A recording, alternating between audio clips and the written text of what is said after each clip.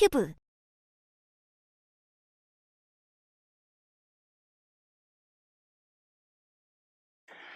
안녕하세요 여러분, 쌤튜브 집콕 연수에 오신 여러분들을 환영합니다.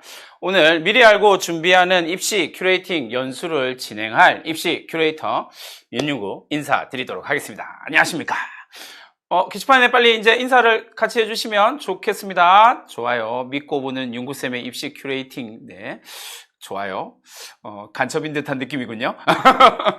좋습니다. 만나서 반갑습니다. 이제 선생님과 함께 이제 연수를 진행하게 될 텐데, 어쨌든 2시간 정도 진행되는 이 연수 시간 동안 가능하면 라이브로 진행하는 선생님들한테 도움이 많이 되기 위해서 이제 현장에서가 아니고 방송에서는 절대 얘기하지 않는 이야기들까지 다 이야기를 드릴 겁니다. 그리고 이제 실제로 온라인에 올라가는 영상에서는 이렇게 편집돼서 올라갈 테니까 도움을 좀 많이 받으시고 질문도 좀 많이 해주시면 좋을 것 같습니다. 어쨌든 열심히 참여해 주시고 여러분들이 실제로 이 연수를 통해서 도움 받는 게 되게 중요하니까요. 그 도움을 통해서 내가 지도하는 학생 내지는 내 자녀들이 도움을 받을 수 있는 그런 기회가 되었으면 좋겠다라는 생각을 해봅니다. 어쨌든 여러분들과 함께 이렇게 쌤튜브 집콕 연수를 진행할 수 있어서 너무 감사합니다. 자, 이제 본격적인 연수를 시작을 해 보도록 하겠습니다. 시작하기 전에 우리가 어쨌든 지금은 2022 대학 입시 전략에 대한 이야기를 지금 고3 학생들을 중심으로 해서 이야기를 진행할 겁니다. 그러나 내가 지도하는 학생이 2학년이다, 내가 지도하는 1학년이다, 내지는 우리 아들, 우리 딸은 중학교 3학년이다 라고 이야기를 해서 질문을 던지시는 것 언제든지 괜찮습니다. 그러니까 질문 많이 올려주시고요. 댓글도 많이 올려주시면 좋을 것 같습니다. 2022 대학 입시 전략에 대한 이야기를 시작을 하면서 이제 강사가 어떤 사람인지는 사실 그죠, 녹색창에 딱 쳐보시면 바로 나옵니다. 저 어떤 사람인지는 그죠, 사진을 보면서 IM 윤윤구가 나올지는 깜짝 놀랐는데 어쨌든 IM 윤윤구입니다.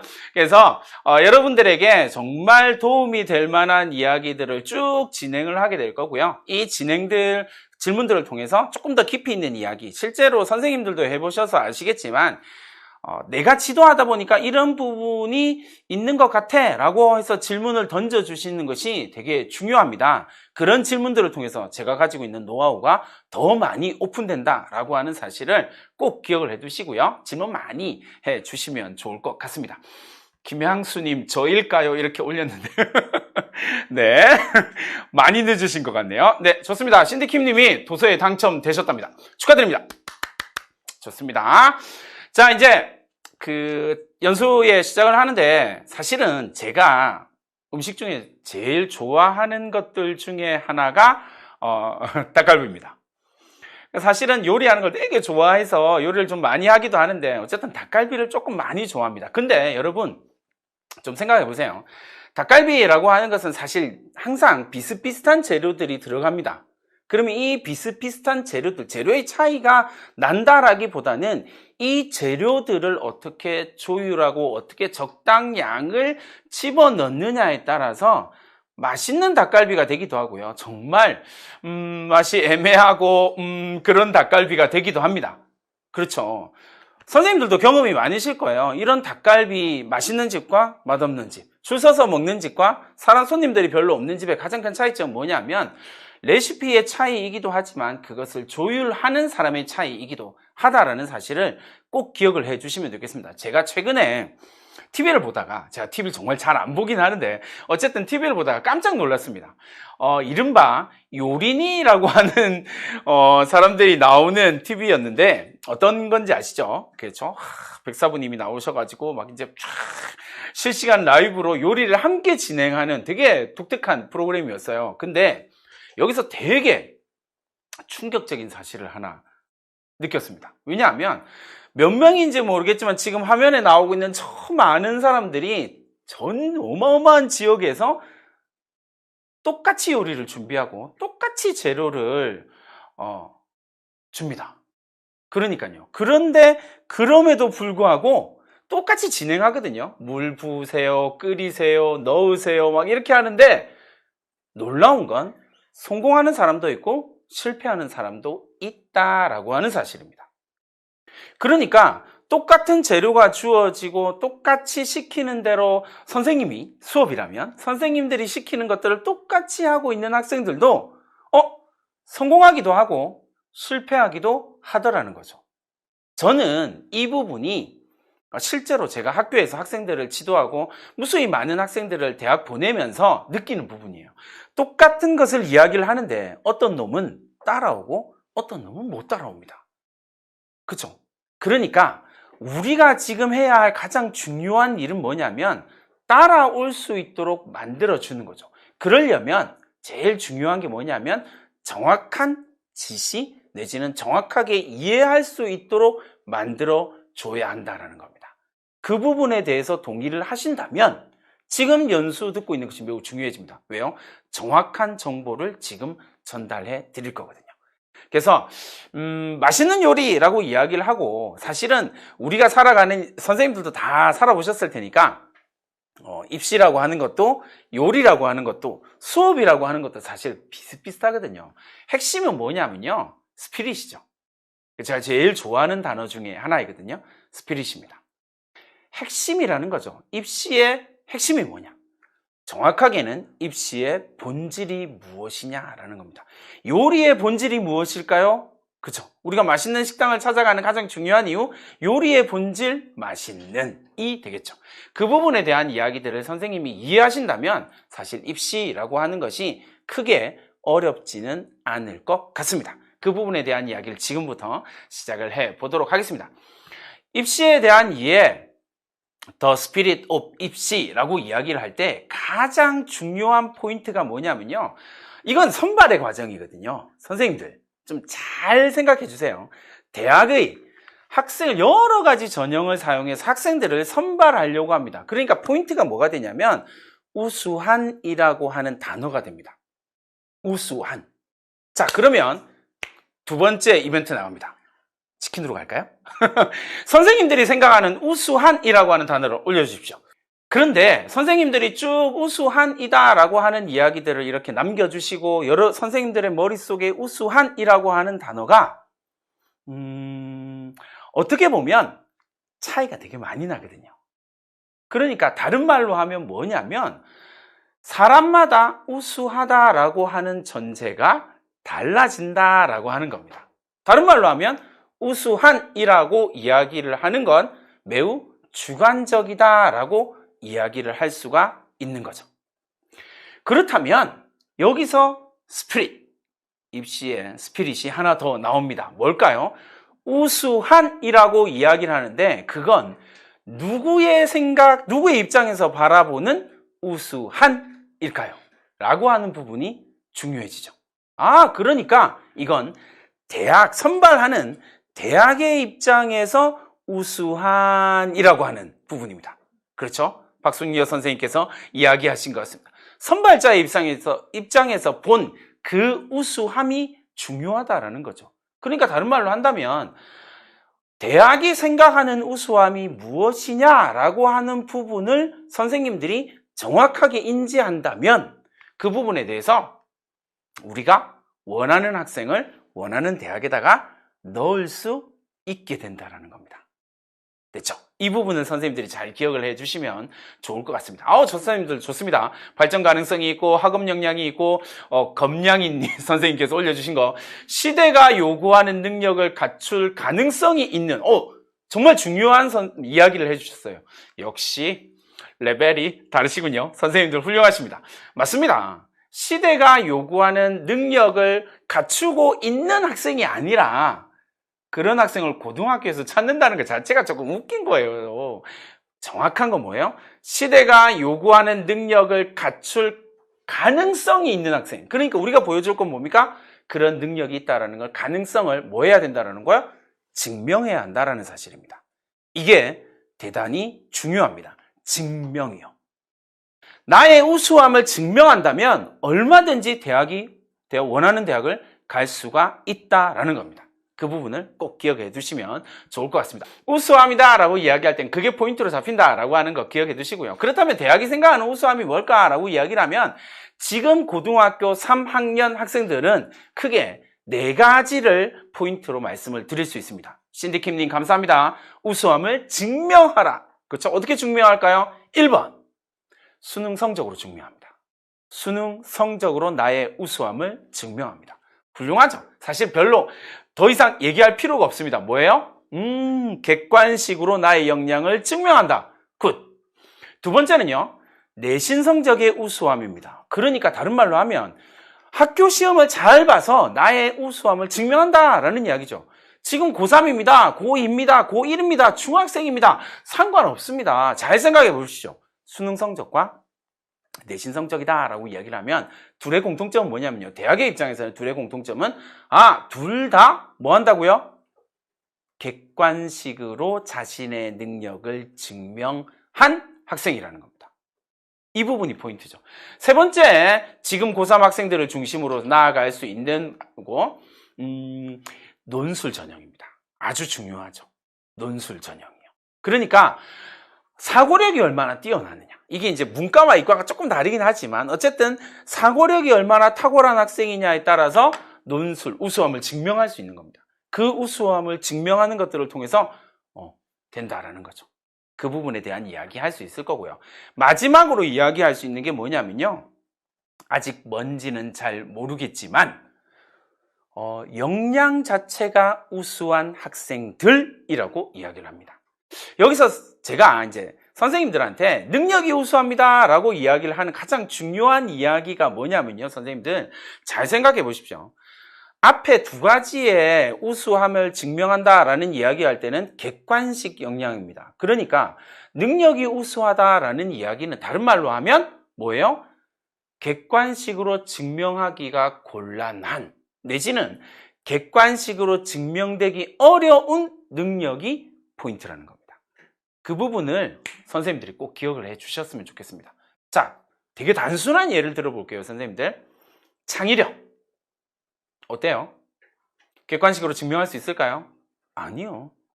리더십이 뛰어난 학생입니다. 제가 지도한 학생들, 그런 학생들 많거든요. 리더십이 뛰어난 학생입니다. 이 학생 객관식이 능력으로 리더십이 뛰어나다라는 부분들을 증명할 수 있을까요? 아니요. 증명할 수가 없습니다. 맞죠? 그 부분을 선생님들이 좀 고민해 달라는 겁니다. 이 학생이 정말 발전 가능성이 뛰어납니다 라고 이야기를 합니다. 성장 가능성이 확연히 드러납니다. 그러니까 다른 말로 이렇게 얘기할 수 있겠죠. 아까 선생님께서 이야기해 주셨던 것처럼 뭐라고요? 현 시대가 요구하는 정말 탁월한 인재입니다. 그런데 이게 객관식으로 증명할 수가 없네. 왜? 객관식은 그런 능력을 보여줄 수가 없거든요. 그러니까 그걸 어떻게 하자고요? 학생부 종합전형을 통해서 선발하겠다라는 겁니다. 이 부분을 좀 잘 기억을 해 주시면 좋을 것 같습니다. 자, 이렇게 네 가지로 이야기를 합니다. 객관식 능력으로 볼 때 수능이냐 내신이냐 아니면 사고력이 뛰어난 학생이냐 그것도 아니라면 능력 자체가 우수한 학생이냐 이렇게 대학이 선발하는 우수함의 기준이다라고 하는 부분을 기억을 해 두시면 되겠습니다. 이게 뭐라고요? 스피릿입니다. 스피릿. The spirit of 입시라고 이야기를 할 때 입시의 본질이죠. 지금 고등학교 3학년 학생은 4가지밖에 없습니다. 입시의 본질 4가지밖에 없습니다. 그런데 이 입시의 4가지 본질 가운데서 내가 어떤 우수함을 가지고 있는지에 대한 이야기도 고민을 해 두셔야 됩니다.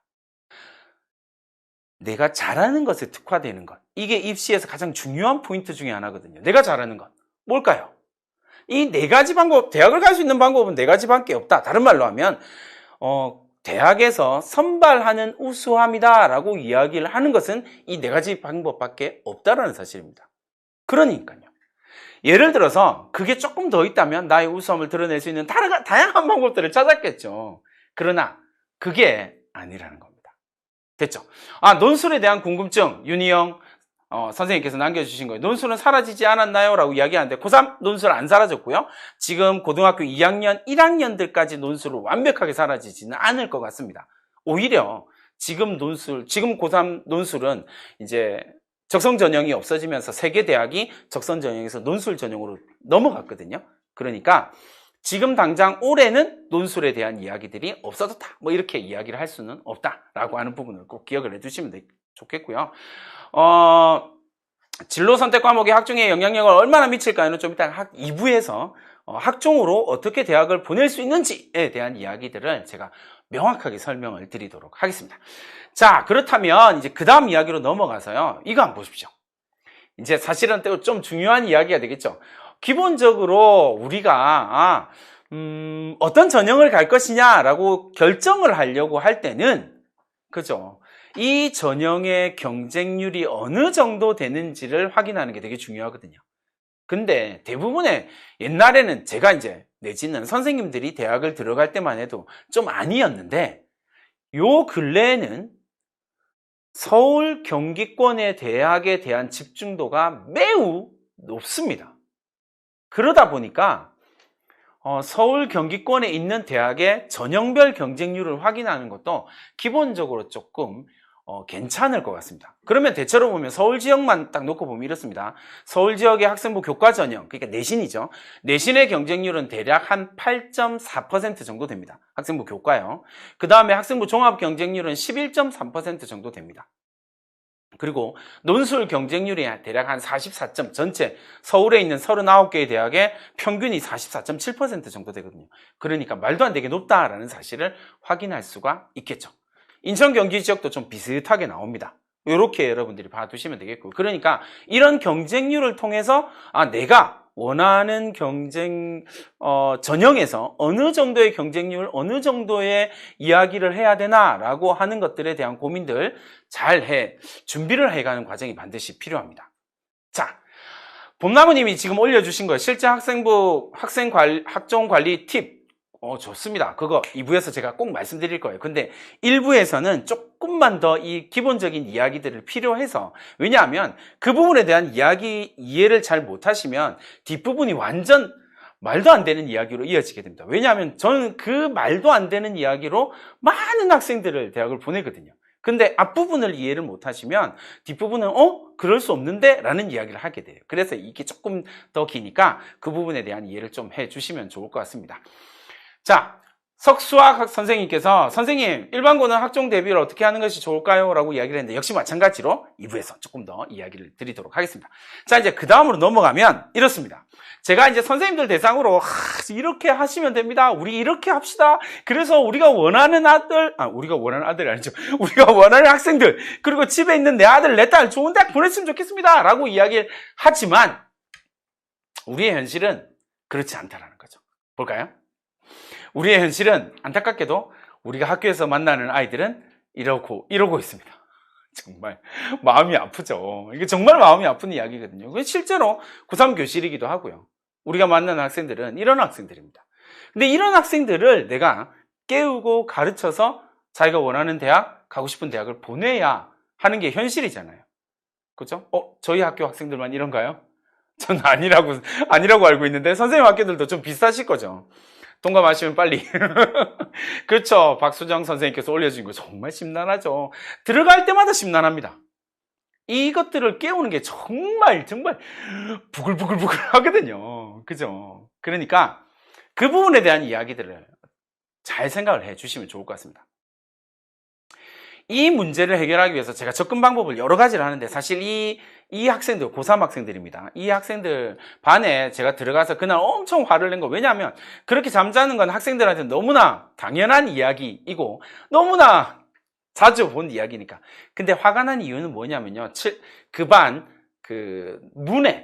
출입 문에 뭐가 붙어 있었냐면 이렇게 붙어 있었습니다. 말도 안 되죠. 우리 반 모두가 서울대학교를 가기 위해서 열공 중입니다. 조용히 지나가 주세요. 그러니까 잠자기 위해서 조용히 지나가 달라는 말은 이해가 되는데, 그렇죠. 서울대를 가기 위해서 준비 중이니까 조용히 지나가라고 이야기를 하는 거예요. 그러니까 다시 말하면 뭔가요? 현실, 자기가 목표로 세운 것과 현실이 일치하지 않는다라는 이야기를 하고 있는 거죠. 이게 고3들이 괴리감을 느끼는 가장 중요한 이유 중에 하나인 거거든요. 그 부분에 대한 이야기들을 선생님들이 좀 고민을 해 주시면 좋겠습니다. 그렇죠? 좋습니다. 벨레님께서 올려주신 거예요. 학종을 준비하는 아이들을 보면 학교에서 상관관계에 대한 이해도가 떨어져서 너무나 안타깝습니다. 좋습니다, 선생님. 감사드려요. 제가 책을 한 권 보내드리도록 하겠습니다. 그쵸. 자기는 이공계니까 상관없다, 아무런 상관없다라는 이야기를 막 하는 대학생들은 항상 그렇죠. 그러나 그걸 깨우고 그걸 설득시켜서 보내는 것. 이게 우리한테 매우 중요한 이야기니까요. 그죠? 자, 넘어가서요. 이제 제가 최근에 고3들을 좀 많이 만납니다. 최근에 많이 만나죠. 어쩔 수 없습니다. 겨울방학 때 저한테 상담 들어오는 게 어마어마하거든요. 그 학생들을 만나면 제일 먼저 하는 이야기가 이겁니다. 고3들, 예비 고3들. 뭐라고 이야기합니까? 내신 때문에요. 선생님 내신 때문에요. 수시는 좀 힘들 것 같아요. 정말 안 될 것 같아요. 그리고 정시에 올인해야 됩니다. 라는 말도 안 되는 이야기를 합니다. 근데 이 이야기가 학생의 입장에서는 정말 어쩔 수가 없거든요. 정말. 그죠? 자기는 정말 뭔가를 준비하지 않고 있다가 갑자기 고3이 되었다라는 것 때문에 확. 그러나 지금 내가 당장 할 수 있는 건 사실 두 가지밖에 없죠. 논술이냐, 정시냐. 이거밖에 없다라고 생각하거든요. 근데 선생님들, 고3에게 학생부 종합전형은 매우 의미 있는 전형입니다. 좀 이따가 왜 그런지는 설명해 드릴 겁니다. 그러니까 제발 자기 선생님이 담임하시는 반에 정시에 올인할 겁니다. 이러시면 안 됩니다. 설득하셔야 돼요. 그쵸? 그 설득을 통해서 왜요? 정시는 재학생들이 대학을 갈 수 있는 가장 어려운 방법이거든요. 그 부분을 좀 이따 또 설명을 드리겠습니다. 자, 질문 올려주신 선생님이요. 학교에서 학생에게 없는 잠재력을 억지로 만들어서 잠재력이 있는 것처럼 생기부를 만드는 것이 과연 옳은 행위일까요? 라고 이야기합니다. 이선희 선생님께서 올려주신 거예요. 선생님 맞습니다. 잠재력이 없는데 있는 것처럼 만드는 모든 학생부가 대학에서는 폐기 처분됩니다. 농담이 아니라 왜 폐기 처분되는지를 좀 이따 보여드릴 겁니다. 그러니까 없는데 있는 것처럼 한 학생들은 다 떨어집니다. 그러니까 실제로 학생부의 평가에 들어가 보면 그렇게 해서 학생부가 평가 대상이 되지 않는 학생부가 좀 많이 늘어납니다. 그 부분에 대한 고민이 있으셔야 돼요. 그러니까 선생님들이 학생부를 잘 써줬다라고 이야기를 하지만 그 잘 써준 학생부를 제대로 이해하지를 못하시면 떨어질 수밖에 없는 겁니다. 열심히 했는데. 그죠? 자, 비해피투님께서 1학년 1차 고사 보면 정시로 한다고 합니다. 맞죠? 정말 많이 듣는 말입니다. 내신 첫 번째 보고 나면 정시로 가겠다. 그러나 이 자료 보시고 나면 그런 얘기 못 할 겁니다. 그리고 안 하는 게 정상이고요. 자, 보겠습니다. 어쨌든 지금 고3 학생들입니다.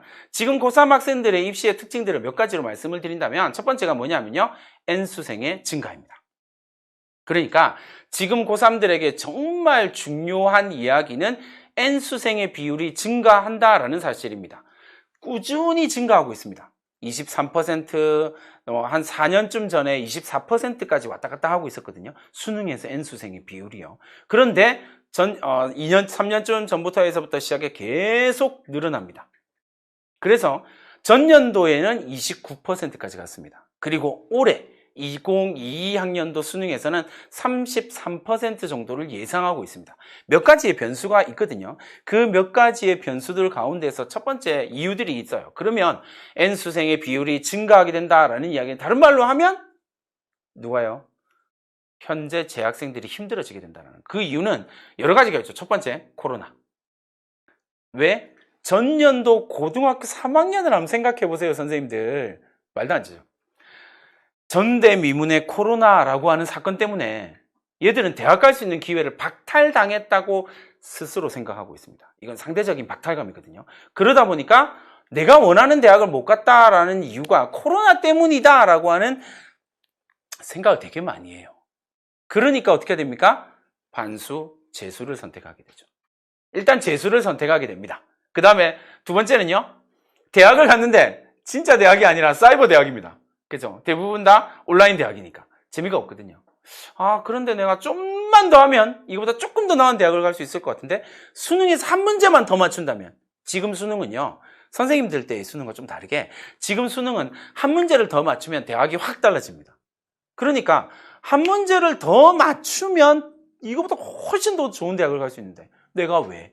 해보자. 어려운 것도 아닌데. 그죠? 그 부분에 대한 고민을 해주시면 될 것 같습니다. 그러니까 N수생은 증가하게 될 거고요. 두 번째, 올해 입시에서 가장 큰 이벤트이죠.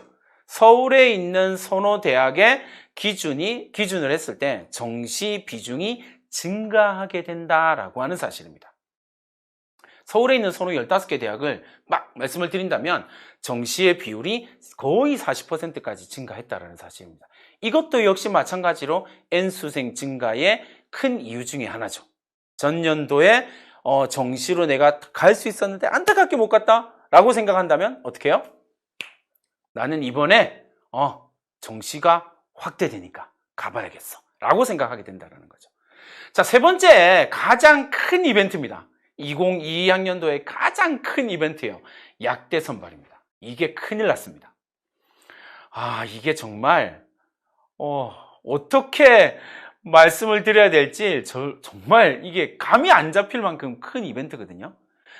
대부분의 전문가들이 약대 선발, N수생의 증가 비율로 봤을 때 대략 한 33% 정도 보고 있거든요. 근데 저는 N수생 비율을요, 올해 수능에서 35%까지 보고 있습니다. 왜냐하면요, 약대 선발이라고 하는 이벤트가 생각보다 어마어마하게 크거든요. 왜요? 생각해 보십시오.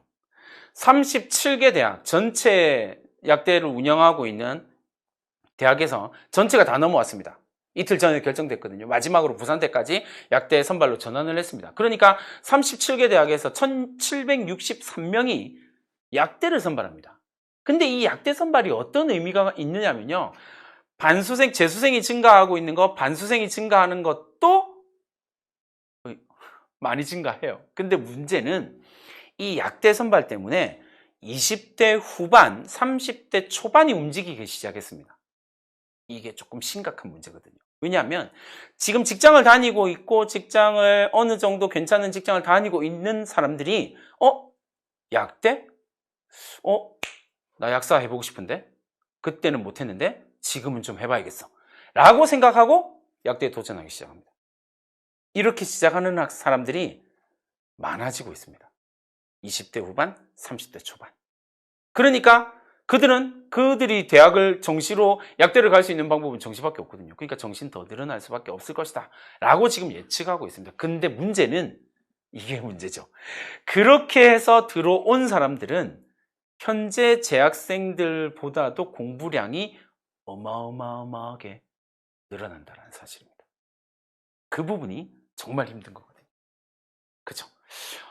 윤상희 선생님이 올려주신 거예요. 요즘엔 고2부터 정시로 준비한다라는 학생이 늘어나면 맞습니다. 제 주변에도 엄청 많거든요. 근데 자료를 보면 그런 말을 못합니다. 왠지 보여드릴게요. 좀 이따가. 자, 어쨌든 올해 입시에서 네 번째 특징이다라고 이야기를 하는 거예요. 학생부 교과 전형의 신설 및 추천 전형이죠. 정확하게는 학생부 교과 전형인데 학교 추천 전형, 학교장 추천 전형이 늘어났습니다. 그리고 확대되었다. 그래서 서울에 있는 주요 대학 같은 경우에 11.9%, 거의 12%다 해당되는 부분이 학생부 교과 전형으로 선발합니다. 내신 성적으로만 선발한다는 거죠. 그러니까 서울에 있는 주요 대학 15개 대학을 가기 위해서 학생부 교과 전형도 중요하네라고 이야기를 할 수도 있다는 겁니다. 추천을 어떻게 받느냐? 이것도 매우 중요해졌다는 겁니다. 이게 학교 추천 전쟁이 시작된 거거든요. 결국은 이제 이걸 준비하지 않은 학교는 나중에 원서 쓸 때 어마어마한 전쟁이 시작될 거거든요. 근데 어쨌든 학교 추천 전형이 시작됩니다. 고려대학교 3%, 연세대학교 4% 뭐 이렇게 되거든요. 재학생이 3%, 4%를 추천할 수 있단 말이에요. 그러면 제일 문제되는 건 뭐예요? 저는 고대도 갈 거고 추천 전형으로 갈 거고요. 연대도 추천 전형으로 갈 거예요 라는 학생을 말릴 수 있냐 없냐 뭐 이런 전쟁이 시작되는 거거든요. 학교에서. 그러니까 그 부분에 대한 건 지금 학교에서 빠른 학교는 지금 추천 기준을 다 정해놨거든요. 근데 그게 안 되어 있다면 어마어마한 혼란이 이어질 수도 있다라는 이야기입니다. 자, 그 다음에 2022학년도의 입시의 특징 가운데서 어쩔 수 없이 올해의 2015 개정 교육과정의 첫 번째거든요. 그러다 보니까 공통과목과 선택과목이다라고 하는 것이 문제가 됩니다. 특히나 선택과목에 아까 질문 많았죠. 그 선택과목에 대한 이야기도 제가 말씀을 드릴 거예요. 그런데 그 선택과목이라고 하는 것이 어떤 의미가 있는지에 대한 고민도 매우 중요하다라는 이야기를 드리도록 하겠습니다. 자, 이거 한번 보세요. 선생님들, 이건 전국 대학입니다. 전국에 있는 4년제 대학을 쭉 보고 나면요, 제일 중요한 전형이 뭘까요? 학생부 교과 전형이요. 그런데 정시전형 24%, 학생부 종합전형 22.9% 막 이렇게 나옵니다. 근데 사실 더 중요한 건 뭘까요? 서울에 있는 주요 대학, 학생들의 선호도가 매우 높은 이 대학들에 대한 이야기가 되는 거죠.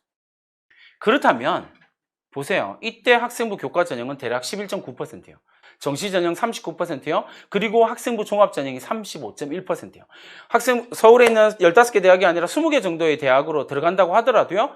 대략 어떻게 돼요? 학생부 종합전형이 35.8% 정도까지 가거든요.